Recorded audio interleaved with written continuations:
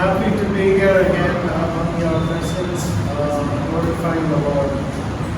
ஆண்டவருடைய சமூகத்துக்கு கடந்து வந்து மாத்திரமல்ல மத்தியில் இருக்கிறதை நான் காணும்போது மிகவும் మగిழ்చిயோడ కానపడిగిరేన్. ఈ రోజు మీ మధ్యలో ఈ విధంగా నిలబడి ఉన్నానంటే చాలా సంతోషిస్తూ ఉన్నాను. దేవుని కృప ద్వారా మీ అందరి మధ్యలో ఈ విధంగా నిలబడినందుకు దేవునికి వందనాలు తెలియజేస్తున్నాను. It was a blessing to come over here and have Dawson get baptized. ஆண்டவருடைய சமூகத்துக்கு நாம் கடந்து வரவும் பாரத தேசத்துக்கு கடந்து வந்து ஆலயத்தில் என்னுடைய மகன் தோஷன் அவர்கள் ஞானஸ்தானம் பெற்றுக் கொள்ளும்படிக்கு ஆண்டவருடைய கிருபையை ஆண்டவர் தயவு பாராட்டினதற்காக நான் ஆண்டவருக்கு நன்றியை தெரிவித்துக் கொள்கிறேன். నా కుమారుడు మేము ఆంధ్రప్రదేశ్ భారతదేశానికి రావడం ద్వారా నా కుమారుడు బాప్తిసం ఇక్కడ తీసుకోవడం ద్వారా ఈ రోజు మేము ఎంతో సంతోషిస్తున్నాము. I'm happy to see all the kids saying memory verses here. In heaven, the kids are very precious and they are the future of God's kingdom. கர்த்தருக்குள் பிரியமானவர்களே, பிள்ளைகள் முன்வந்து வசனத்தை அவர்கள் சொல்லுகிறதை நான் கண்டேன். அது மிகவும் மகிழ்ச்சிகரமானதா இருந்தது. பிள்ளைகள் ஆண்டவருடைய சமூகத்தில் மிகவும் விலை உயர்ந்ததாகவும் மாத்திரமல்ல பொக்கிஷமாகவும் மாத்திரமல்ல அவர்களுடைய எதிர்காலம் ரூபிக்கப்பட்டிருக்கிறது பரலோகத்தில். సో పిల్లలు వచ్చి ఇక్కడ దేవుని యొక్క వాక్యమును కంఠస్థ వాక్యము చెప్పడం అనేది చాలా సంతోషంగా ఉన్నది. బిడ్డలు దేవుని సన్నిధికి రావడం అనేది చాలా సంతోషము. బిడ్డలు దేవుని సన్నిధికి వచ్చినప్పుడు వారు దేవుడు దయలో వారు ఎంతగానో ఎదుగుతారు. ఎదడే కాదు దేవుడి యొక్క ఒక కృప వారికి ఉంటుంది. వారి పరలోక రాజ్యంలో నిత్య దూతల వలె వారు ఉంటారు. I tell to the kids that the memory verses that you learn, the verses you learn will reveal secrets of the kingdom of God and help you to be successful in life. கர்த்தருக்குள் பிரியமானவர்களே, பிள்ளைகளுக்கு நான் அறிவுரையை சொல்லுகிறேன். நீங்கள் கற்றுக்கொண்ட இந்த வசனத்தில் மிகவும் ரகசியங்களை ஆண்டவர் உமக்கு வெளிப்படுத்த வல்லவராய் இருக்கிறார். மாத்திரமல்ல, வருகிற நாட்கள் அந்த வசனத்தின் வெளிச்சத்தில் ஆண்டவர் உம்மை நடத்துவாராக. పిల్లలకి ఎప్పుడు నేను ఒకే మాట చెప్తుంటాను, దేవుని వాక్యంలో మనం జ్ఞాపకం చేసుకుని వారిని నేర్చుకున్నట్లయితే అది ఆయన పరలోక రాజ్యంలో మనకి నిత్య వారసత్వం అవ్వడానికి మనకి సహాయం చేస్తుంది. అదే విధంగా వారి జీవితంలో ఎదుగుదలకు దేవుడు వారికి వాక్యం ద్వారా ఎంతగానో బలపరుస్తారని నేను పిల్లలను ప్రోత్సహిస్తూ ఉంటాను. Kids are very close to my heart because I work with kids in the hospital I work with. அன்பான தேவஜனமே, பிள்ளைகள் என்றால் என்னுடைய இருதயத்துக்கு மிகவும் நெருங்கினவர்கள். ஏனென்றால் நான் மருத்துவமனையில் பணியாற்றி கொண்டிருக்கிற வேளையில் பிள்ளைகளுடைய மத்தியில் நான் அவர்களுக்கும் நான் சேவை செய்கிறது உண்டு. సో పిల్లలంటే నా హృదయానికి చాలా సన్నిహితంగా దగ్గరగా ఉంటారు. నేను పిల్లల్ని చాలా ఇష్టపడతాను. ఎందుకంటే నేను అమెరికాలో ఉన్న ప్రాంతంలో నేను సేవ చేస్తున్నప్పుడు పిల్లలకి కూడా పాఠాలు చెప్తూ నేను అక్కడ సేవ చేస్తుండేవాడిని. I would like to share with you a word today. I'm not a pastor, but I would like to share with you the word of God based on the gifts God has given me to share the word of God. அன்பான தேவஜனமே, உம்மதியில் வசனத்தை பகிர்ந்து கொள்ள இருக்கிறேன். நான் போதகர் அல்ல, ஆனால் ஆவியானவர் எனக்கு உணர்த்தின வசனத்தை உம்மதியில் பகிர்ந்து கொள்ள இருக்கிறேன். அது ஆண்டவருடைய வரமா இருக்கிறது. ఈ రోజున మీతో దేవుని వాక్యం నేను పంచుకోవడానికి ఆశగా ఉన్నాను. నేను పాస్టర్ కాదు, అయినప్పటికీ కూడా దేవుడు నాకు గొప్ప అనుగ్రహం ఇచ్చి ఆయన ఆశీర్వాదాలతో ఈ రోజు మీ మధ్యన దేవుని వాక్యం పంచుకోబోతున్నాను. Let's go with Jesus to the Mount of Olives. Somebody can read in any language you want. Matthew chapter 24 verse 3 to 8 and verse 28 and 29.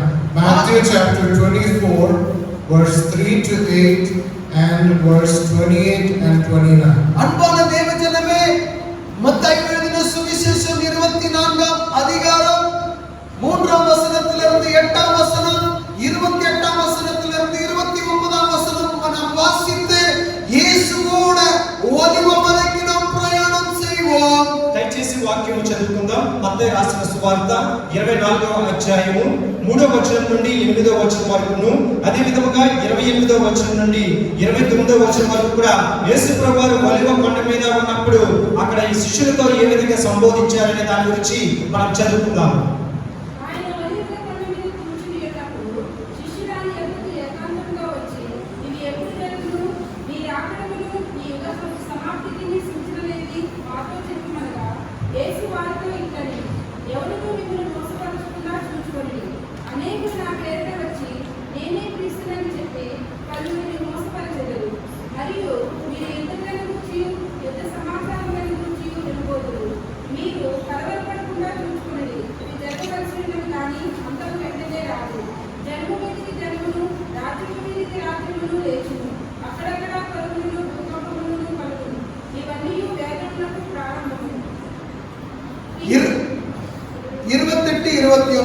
பிணம் எங்கேயோ அங்கு கழுகுகள் வந்து கூடும். அந்நாட்களின் உபத்திரவம் முடிந்த உடனே சூரியன் அந்தகாரப்படும், சந்திரன் ஒளியை கொடாதிருக்கும், நட்சத்திரங்கள் வானத்தில் இருந்து விழும், வானத்தின் சத்துவங்கள் அசைக்கப்படும். Here Jesus Christ was speaking about the future, but right now we are living in that future. அன்பான தேவஜனமே, இயேசு இவ்வாறாக பேசிக் கொண்டிருந்தார். எதிர்காலத்தை குறித்து பேசிக் கொண்டிருந்தார். அந்த எதிர்காலத்தில் நாம் இப்பொழுது வசித்துக் கொண்டு வருகிறோம். ఈ వచనంలో ప్రభువైన యేసుక్రీస్తు వారు భవిష్యత్ కాలం గురించి మాట్లాడుతున్నారు. మనము ప్రస్తుతం ఉన్నది ఆ భవిష్యత్ కాలంలోనే. As Jesus was speaking about the future, we as Christians not only must obey the word of God after you get baptized, receive the Holy Spirit and obey the word of God. Apart from that, we must also look at the signs of Jesus' return and wait for the coming of the Lord Jesus Christ. அன்பான தேவஜனமே, இயேசு எதிர்காலத்தை குறித்து பேசிக் கொண்டிருக்கிறார். நாம் இவ்வாறாக நினைத்துக் கொண்டிருப்போம், நாம் ரட்சிக்கப்பட்டு ஞானஸ்தானம் எடுத்து விட்டோம், நாம் ஆண்டவருடைய வார்த்தைக்கு கீழ்ப்பட்டு கொண்டிருக்கிறோம் என்று நாம் நினைத்துக் கொண்டிருந்தால், பிரியமான தேவ பிள்ளையே, அப்படி அல்ல. கடைசி காலத்தின் அடையாளங்களை குறித்து நாம் எச்சரிக்கையாய் இருக்க வேண்டியது மிகவும் அவசியமாக இருக்கிறது. ఇక్కడ యుగ సమాప్తి గురించి, భవిష్యత్తు కాలంలో ఆయన రాజ్యం ఎప్పుడు వస్తుంది, యుగ సమాప్తి గురించి మాట్లాడుతున్నప్పుడు మనం ఈ విధంగా అనుకోవచ్చు, మనం బాప్తిజం తీసుకున్నాము, నేను రక్షణ పొందాను, నేను దేవుని అంగీకరించాను కదా, నేను ఆయన సమయంలో నేను ఆయనతో పాటు వెళ్తానని కాదు. ఆయన వచ్చే సూచనలు ఎలా ఉంటాయి, ఆయన సూచన రాకడ సమయం యుగ సమాప్తి అనేది ఏ విధంగా మన మధ్యకు వస్తుందో అది మనం తెలుసుకోవాల్సిన విషయం చాలా ముఖ్యమైనది. Jesus is coming soon, so we have to wait for him, just like the 10 virgins which was waiting for the bride. We need to wait for Jesus Christ. அன்பான தேவ பிள்ளையே, இயேசு சீக்கிரமாக வர இருக்கிறார். அவருடைய வருகைக்காக நாம் காத்திருக்க வேண்டும். எப்படி காத்திருக்கிறது? 10 கன்னிகைகள், அதில் 5 கன்னிகை எவ்வாறாக காத்திருந்தாரோ அதே போல நாம் காத்திருக்க வேண்டும். మనమందరం కూడా ప్రభువైన యేసుక్రీస్తు వారి యొక్క రాకడ కొరకు ఎదురు చూస్తూ ఉండాలి. ఆ రాకడకి ఎదురు చూడడం అంటే ఎలా ఉండాలంటే, మనం బైబిల్లో తెలిసిన విధముగా 10 కన్యకలు ఎదురు చూస్తున్నప్పుడు 5 కన్యకలు దివిటీల్లో నూనెను వేసుకుని ఏ విధంగా సిద్ధపడి ఉన్నారు, మనం కూడా అదే విధంగా మన వరుడైన మన ప్రభువైన యేసుక్రీస్తు వారి కొరకై మనం ఎదురు చూస్తూ ఉండాలి. Jesus is coming soon. இயேசு அதி சீக்கிரத்தில் வர இருக்கிறார். యేసు అతి తొందరగా మన మధ్యకు రాబోతున్నారు. The Lord said that he himself do not know what the time is, but he has given us signs in the word of God where we will understand how close the time when he is coming to take us home. அன்பான தேவஜனமே, இயேசு சொன்னார் சீக்கிரம் வரப்போகிறேன் என்று. ஆனால் நேரம் இவது நேரம் இந்த நேரம் என்று தெரியாத இருக்கிறபடியால் அடையாளங்களை அநேக அடையாளங்களை அவர் நமக்கு காண்பித்திருக்கிறார். அந்த அடையாளங்களை வைத்து நாம் எச்சரிக்கையாக இருக்க வேண்டியது மிகவும் அவசியமாக இருக்கிறது. ప్రభు అయిన యేసుక్రీస్తు వారు ఆయన ఈ లోకానికి ఈ రాకడకి ఎప్పుడు వస్తారన్నది ఏ సమయము తారీఖు మనకు చెప్పలేదు, కానీ ఆయన కొన్ని సూచనలు మనకి ఇచ్చారు. ఆ సూచనల ప్రకారము దేవుని యొక్క రాకడ ఎప్పుడు ఉంటుందనేది మనకి జ్ఞాపకం చేసుకోవాలి, చాలా జాగ్రత్తగా ఉండాలి. While we are waiting for the signs, while we are waiting for the return of Jesus Christ, what we have to do is to obey the word of God and help in the evangelism of the word of God, or you yourself share others about the Lord Jesus Christ. அன்பான தேவஜனமே, இயேசுவுடைய வருகை சீக்கிரமாக இருக்கிறது. மாத்திரமல்ல, இயேசு நம் மத்தியில் வருகைக்காக நாம் காத்திருக்கிறது மாத்திரமல்ல, ஆண்டவருடைய சுவிசேஷத்திற்காக நாம் வேலை செய்ய வேண்டும், சுவிசேஷத்தை நாம் பகிர்ந்து கொள்ள வேண்டும். యేసు ప్రభువారి యొక్క రాకడ సమయం వరకు మనం ఎదురు చూడాలంటే మనం ఎలా జీవించాలంటే ఆయన వాక్యము ప్రకారం మనం ఈ లోకంలో జీవించాలి. ఆయన వాక్యమును ఈ లోకమంతా కూడా ప్రకటింప చేయాలి. ఆయన వాక్యములో మనం అందరం కూడా జీవించినప్పుడు ఆయన రాకడ సమయంలో మనం అందరం ఆయన పనులు లేవనెత్తబడతాము. So the disciples asked Jesus, so when is all these things going to happen? And that is when Jesus explained to them, these are the signs of my return. பிரியமான தேவ பிள்ளைகளே, சீஷர்கள் இவ்வாறாக இயேசுவிடத்தில் கேட்டார்கள், உம்முடைய வருகைக்கு உலகத்தின் முடிவுக்கும் அடையாளம் என்ன, எப்பொழுது சம்பவிக்கும் என்று கேட்ட பொழுது இயேசு இவ்வாறாக சொன்னார். அவர்களுக்கு பிரதி உத்தரமாக அவர்கள் அடையாளங்களையும் அற்புதங்களையும் நீங்கள் பார்க்க வேண்டாம், உங்களை வஞ்சியாதபடிக்கு எச்சரிக்கையாயிருங்கள். ప్రభువైన యేసుక్రీస్తు వారిని శిష్యులు ప్రశ్న అడుగుతున్నారు, ప్రభువా నీ రాకడ ఎప్పుడు వస్తుంది, దా యుగ సమాప్తికి సూచనలు ఏంటి అని చెప్పినప్పుడు యేసు ప్రభు వారు కొన్ని సూచనలు వారికి చెప్తూ ఉన్నారు. Today we are going to look at a few of the signs of what's happening in the world. When we are watching the news or international news, we will actually see a lot of signs which God told in the word of God that is happening. சில விஷயங்களை நாம் பார்க்க இருக்கிறோம், சில அடையாளங்களை நாம் பார்க்க இருக்கிறோம்.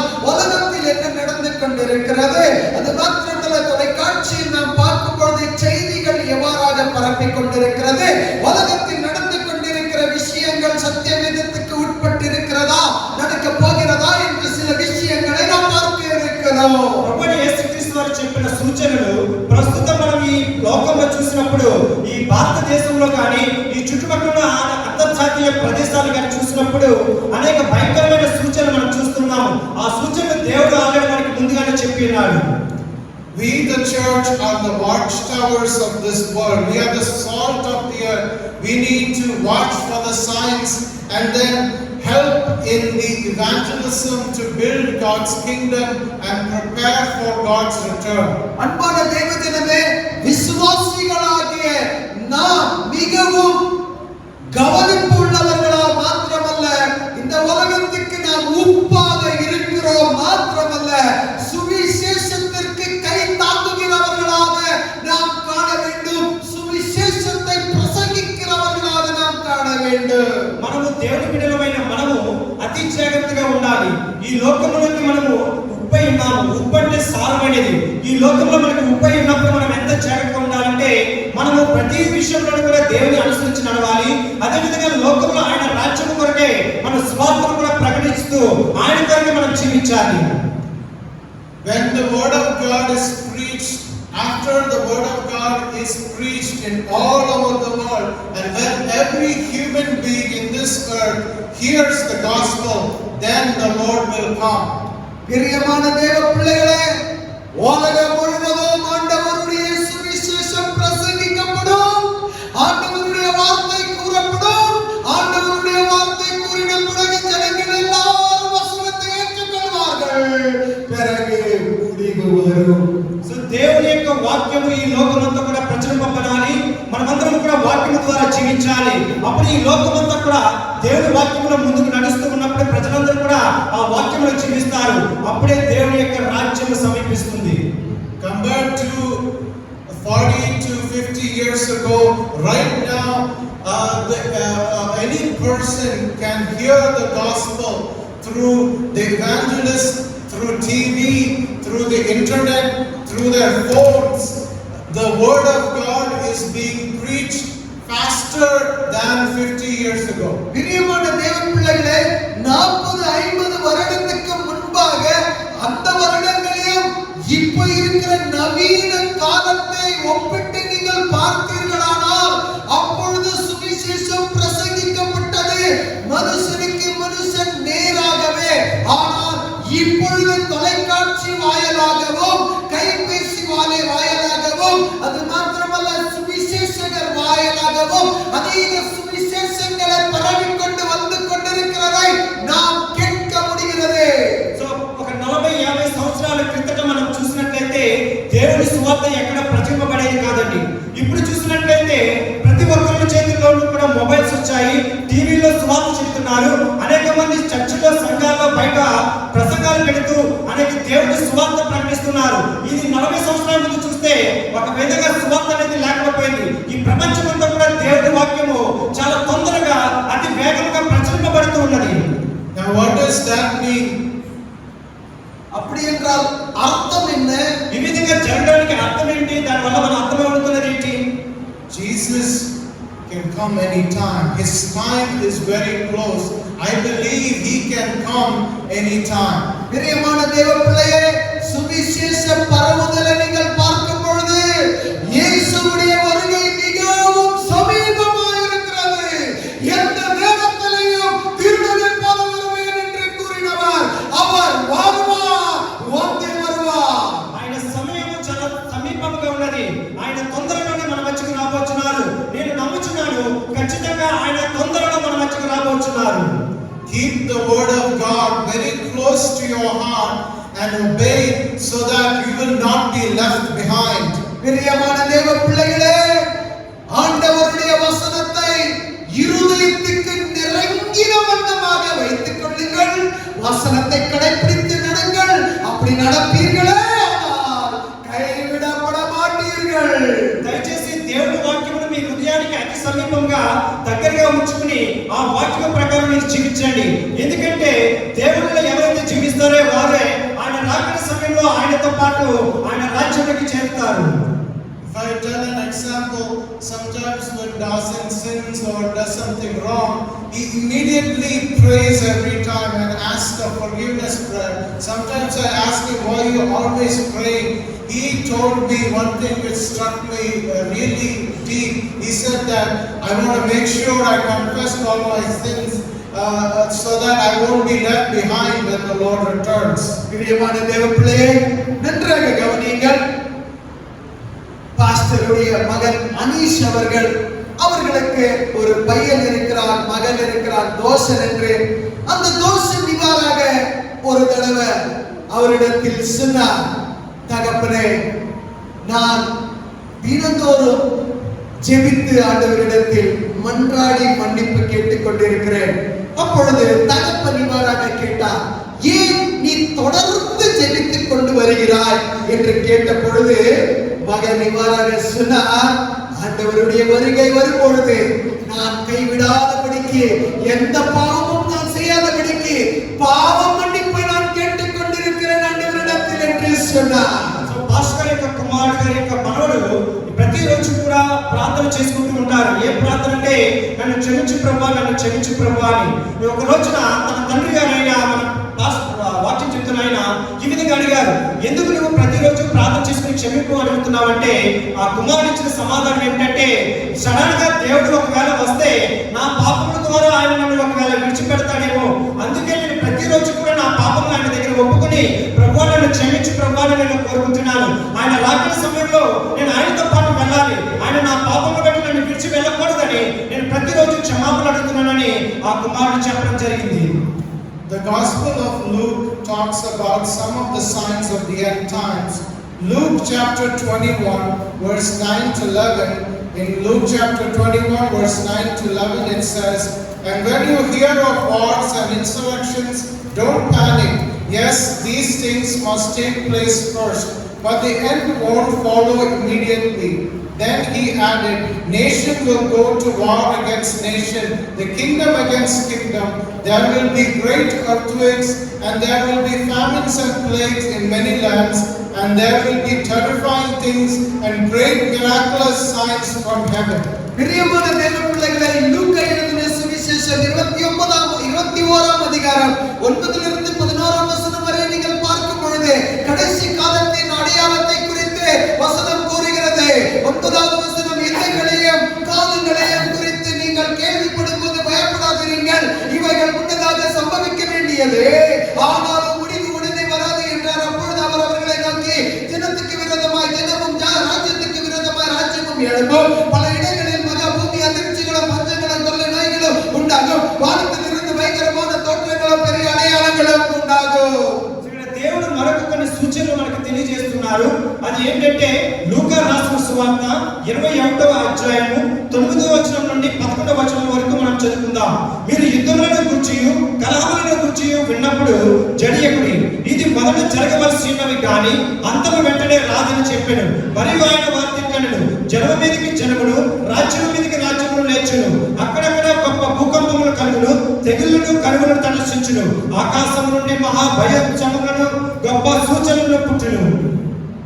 I believe a lot of these signs are happening right now. I'm going to go very quickly to a couple of signs, so please pay attention. பிரியமான தேவ பிள்ளைகளே, சத்திய வேதத்தில் எழுதப்பட்டிருக்கிற அடையாளங்களை நான் நம்புகிறேன். நான் வேகமாக 2 அடையாளங்களை கூறி நான் சொல்ல விரும்புகிறேன். ఇక్కడ చెప్పబడిన సూచనలన్నీ కూడా నేను నమ్ముచున్నాను. ఎందుకంటే అవన్నీ కూడా ఆల్రెడీ మన ప్రపంచంలో ఈ భూమి మీద మనం చూస్తున్నాము. ఈ కొన్ని సూచనలు మీకు కొన్ని విషయాలు నేను వివరిస్తూ ఉన్నాను. కొద్దిగా జాగ్రత్తగా మీరందరూ కూడా వినాలని కోరుకుంటున్నాను. You know, in Kerala there are some buses called super fast. It will take you from one place to the next town very fast. So we're going to look at some of the end time signs very fast. பிரியமான தேவ பிள்ளைகளே, கேரளா பகுதியில் நீங்கள் சென்றீர்களானால் அங்கு ஒரு இடத்துக்கு இன்னொரு இடத்துக்கு நீங்கள் போக வேண்டும், வேகமாக செல்ல வேண்டுமானால் வேகமாக செல்லுகிற பேருந்து உண்டு. அந்த பேருந்தில் நீங்கள் ஏறிவிட்டீர்களானால் நேரத்திற்கு முன்னவே அந்த பேருந்து நம்மை சேர்த்து விடும். அதே போல கடைசி காலத்தில் வேகமாக நடந்தே இருக்கிற 2 அடையாளங்களை நான் உங்களுக்கு கூற விரும்புகிறேன். కేరళ ప్రాంతంలో ఒక ప్రదేశం నుండి వేరే ప్రదేశానికి మనం తొందరగా అర్జెంటుగా వెళ్ళాలనుకుంటే అనేక సర్వీసెస్ ఇప్పుడు అవైలబుల్ గా ఉన్నాయి. కొంతమంది మన వెంటనే తొందరగానే తీసుకువెళ్తారు. అటువంటి టెక్నాలజీ మనకి ప్రస్తుతం ఉన్నది. అదే విధంగా ఈ కొన్ని సూచనల గురించి కూడా మీకు తొందరగా చెప్పి ముందుకు వెళ్తాను. Among the signs of war, we have the war between Ukraine and Russia. பிரியமான தேவ பிள்ளைகளை, யுத்தங்களை நீங்கள் பார்க்கும்போது ரஷ்யா மற்றும் உக்ரைனுக்கு நடுவில் நடக்கிற யுத்தம். ఈ యుద్ధముల గురించి మనం వింటూ ఉన్నప్పుడు ప్రస్తుతం మన మధ్యలో జరుగుతున్న యుద్ధం ఏంటంటే రష్యాకు యుక్రెయిన్ కు మధ్య జరిగిన యుద్ధాలు. Then there is the Israel-Palestine conflict in the Gaza Strip.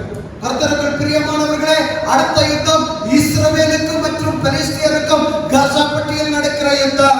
Gaza పట్టణ ప్రాంతంలో పాలస్తీనాకు ఇశ్రాయేలుకు మధ్య జరిగే యుద్ధాల గురించి చూస్తున్నాం. Israel is like a time clock for the world. If we want to see what is happening in the future, just look at Israel. பிரியமான தேவ பிள்ளைகளே, நீங்கள் இஸ்ரவேல் என்று கேட்கும் பொழுது உங்களுக்கு ஒரு விஷயம் தெரிந்திருக்க வேண்டும். எச்சரிப்பின் கடியாரம் என்று இஸ்ரவேலை கூறப்படுகிறது.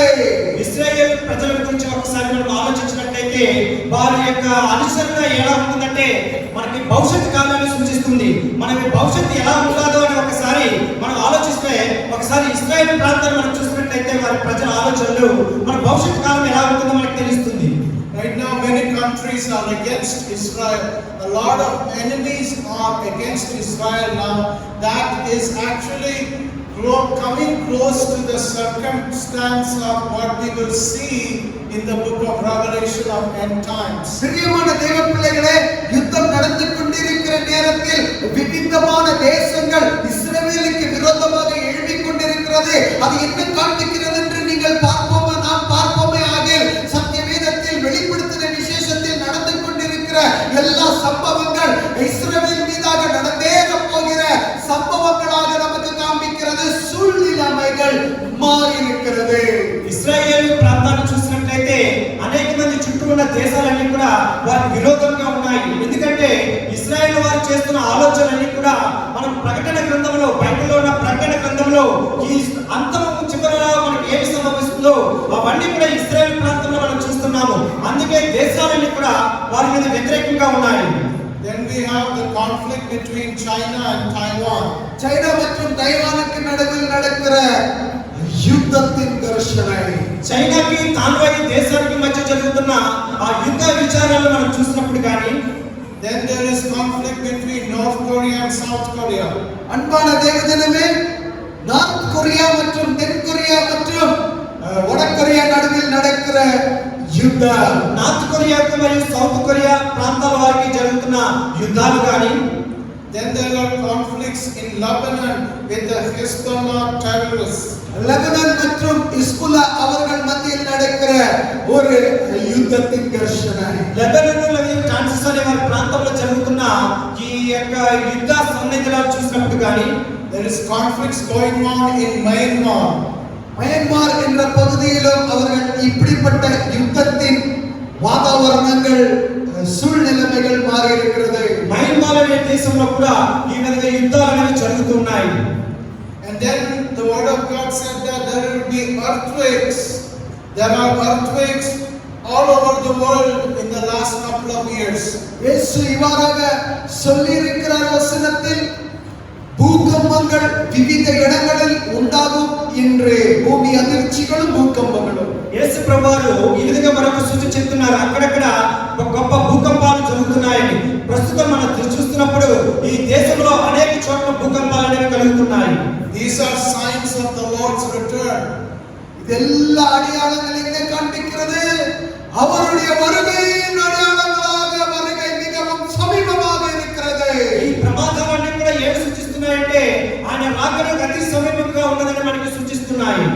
There has been last few years 7.8 magnitude earthquake in Turkey and Syria.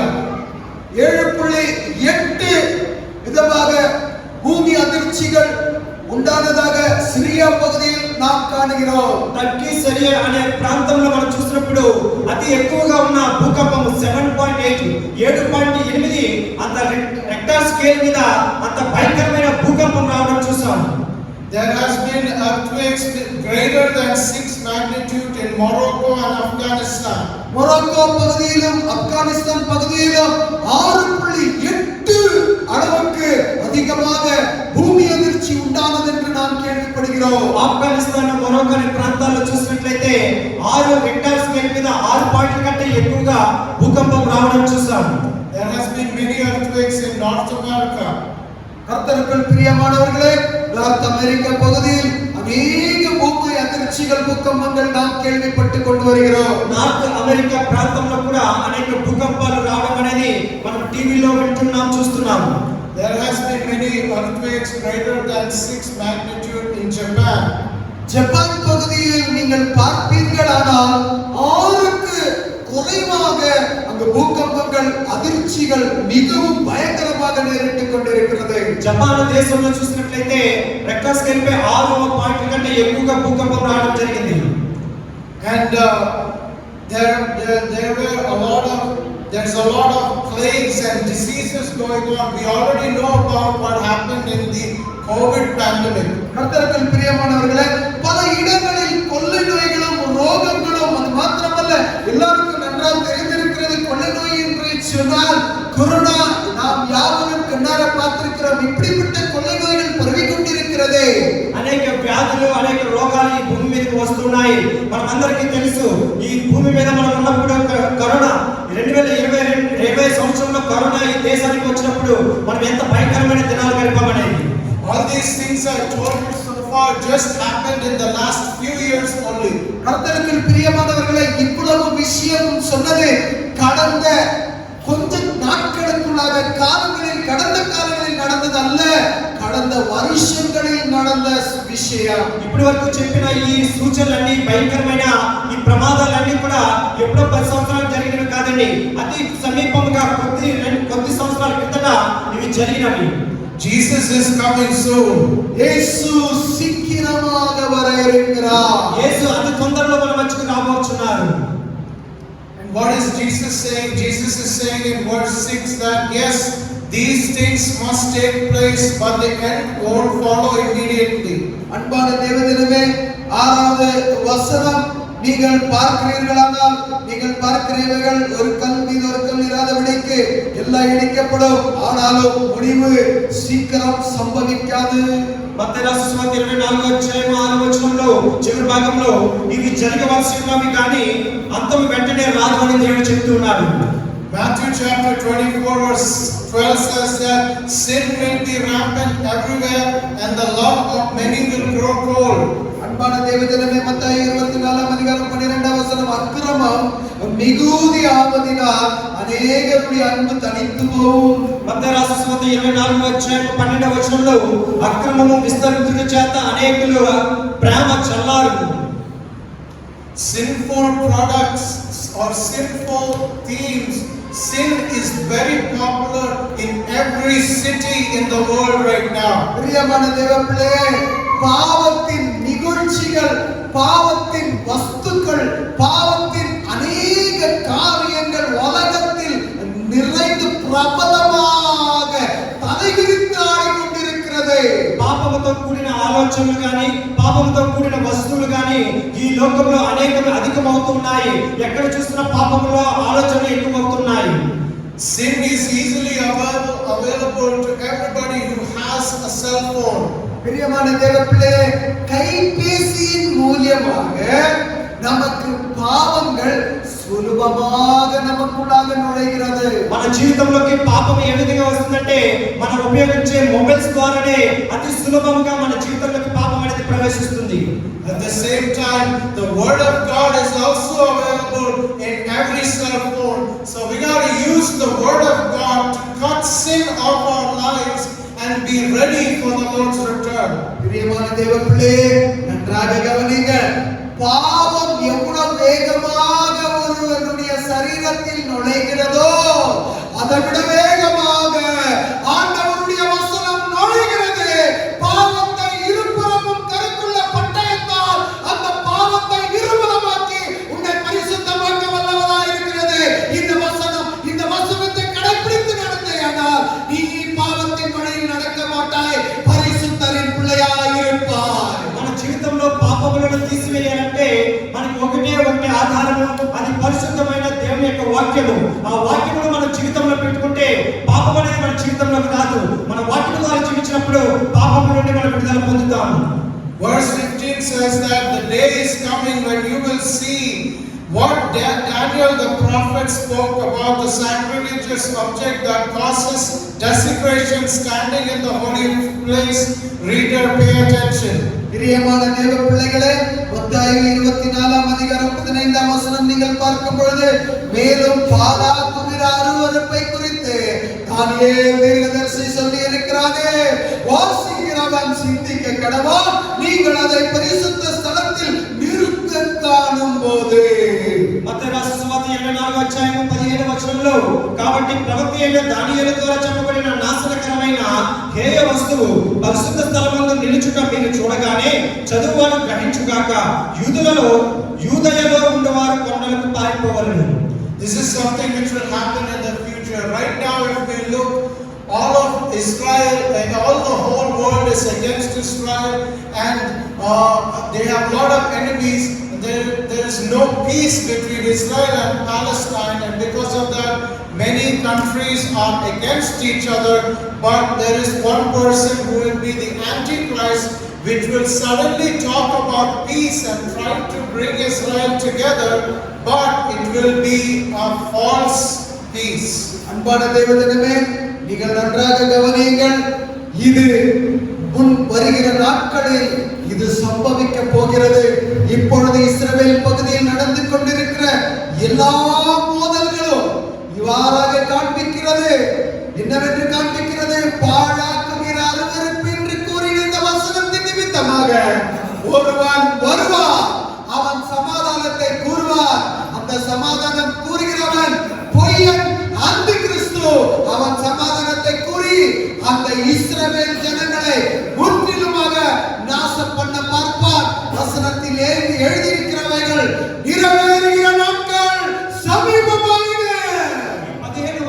చెప్పబడిన వాక్యము మన భవిష్యత్ కాలంలో జరగబోయే వాక్యం ఇదండి.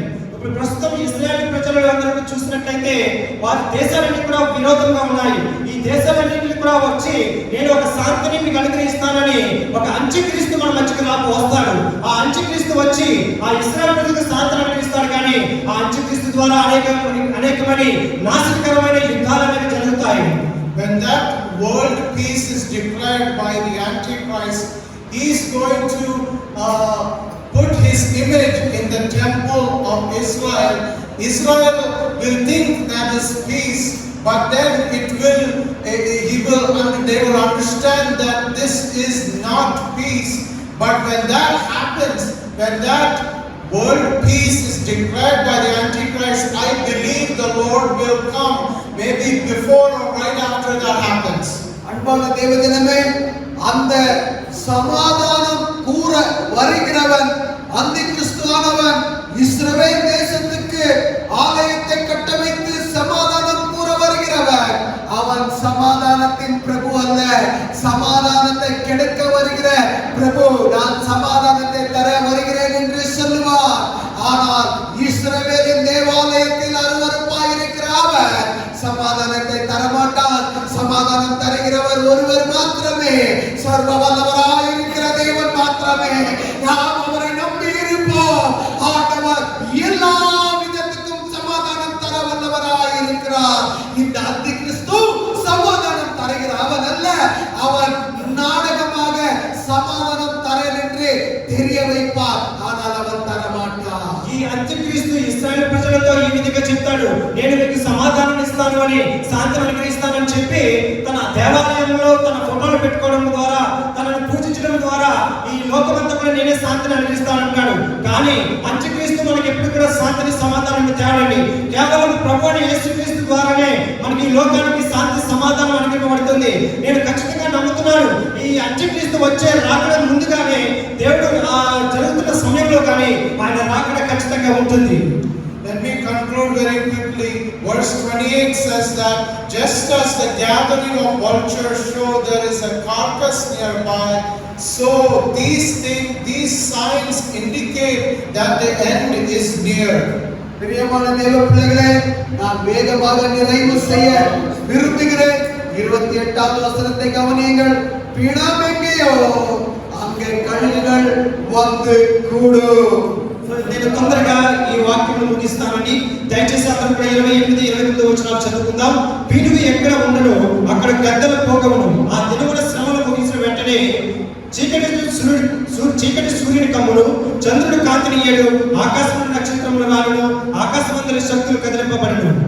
When we hear and see all these signs of war, natural calamities, pandemic and sin, we must understand that the end is near and Jesus is coming soon. அன்பான தேவஜனமே, இப்படிப்பட்ட அடையாளங்களை நாம் கேட்கும் பொழுது மாத்திரமல்ல, இயற்கையின் சூழ்நிலைமை மாறும் பொழுது, வசனத்தில் எழுதப்பட்டிருக்கிறவைகள் நடந்தேறும் பொழுது நாம் நினைக்க வேண்டும், அவருடைய வருகை மிகவும் சமீபமாயிற்று. ఈ సూచనలన్నీ కూడా చూస్తూ ఉన్నప్పుడు ఈ భూకంపాలు రావడము, ఈ భయంకరమైన వ్యాధులు లోకానికి రావడము, భూకంపాలు జరగడము, యుద్ధాలు జరగడము, ఇవన్నీ చూస్తున్నప్పుడు నేను ఖచ్చితంగా నమ్ముతున్నాను ఆయన అతి తొందరలోనే మన మధ్యకు రాబోతున్నాడు అని. In conclusion, what does the Lord want us when we see all these signs? We must endure and we must help the spread of the good news. அன்பான தேவஜனமே, நிறைவாக நான் நிறைவு செய்ய போகிறேன். இப்படிப்பட்ட அடையாளங்கள் ஆண்டவர் நமக்கு காட்டும் பொழுது நமக்கு சங்கடமா இருக்கிற விஷயங்கள் என்னவாக இருக்கிறது, நாம் எவ்வளவு ஆயத்தமாக இருக்கிறோம். ఈ చెప్పబడిన వాక్యము ఇప్పటివరకు మీకు చెప్పబడిన వాక్యములో మనం ఏమి గమనించాలి, ఏది జాగ్రత్తగా మనం పాటించాలంటే మనము దేవుని యొక్క వాక్యమును ప్రచురింప చేయాలి. దేవుని యొక్క మంచి మాటను మనం జ్ఞాపకం చేసుకుని ఆ వాక్యం ప్రకారం మనం జీవించాలి. Matthew chapter 24 verse 13 says that but the one who endures to the end will be saved. We must endure in our faith in Jesus Christ. பிரியமான தேவ பிள்ளைகளே, மத்தேயு 24ஆம் அதிகாரம் 13ஆம் வசனம் இவ்வாறாக சொல்லுகிறது, முடிவு பரியந்தம் நிலை நிற்பவனே ரட்சிக்கப்படுவான்.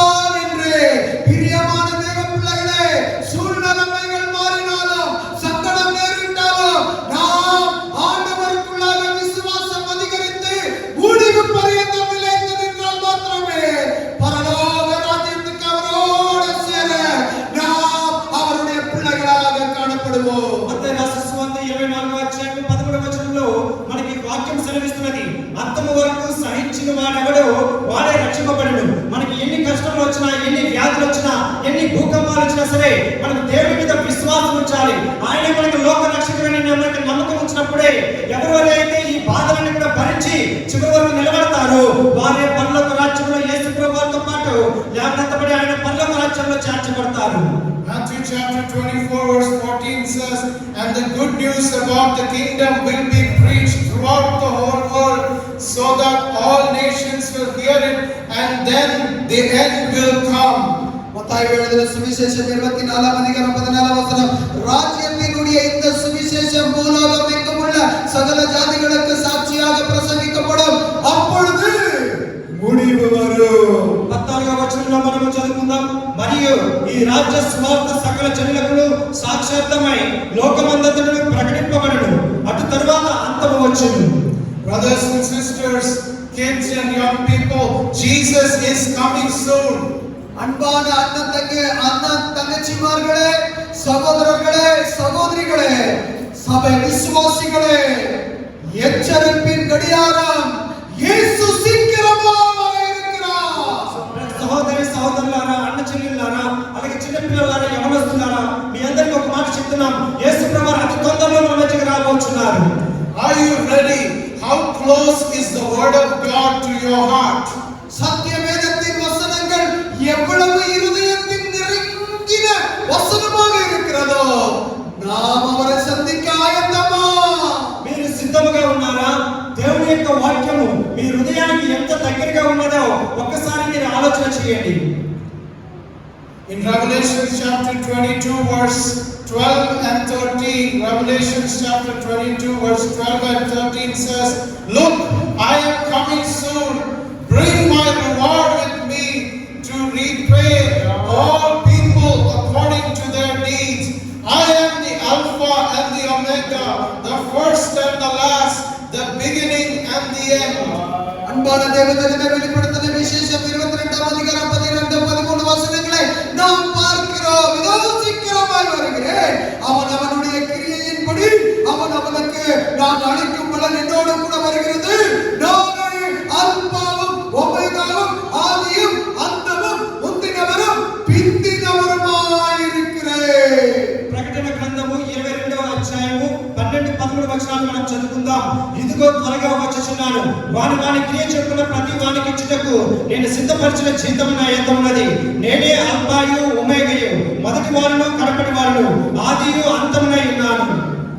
యేసు వరారాయ్, యేసు వరారాయ్. இயேசு அதி சீக்கிரத்தில் வர இருக்கிறார். இயேசுவுடைய வருகை மிகவும் சமீபமாய் இருக்கிறது. యేసు అతి తొందరలో మన మధ్యకు రాబోతున్నారు. So just as the Lord says, I conclude my message here and leave with you this last verse. Jesus said that in verse 13 of Matthew 24, "But the one who endures to the end will be saved." பிரியமான தேவப்பிள்ளையே, ஒரே ஒரு வசனத்தை சொல்லி இந்த செய்தியை நிறைவு செய்ய விரும்புகிறேன். மத்தாய் எழுதின சுவிசேஷம் 24:13 வசனம், முடிவு பரியந்தம் நிலை நிற்பவனே ரட்சிக்கப்படுவான். ఒకే ఒక వాక్యమును చెప్పి అది మీ చేతులకే నేను వదిలిపెడుతున్నాను.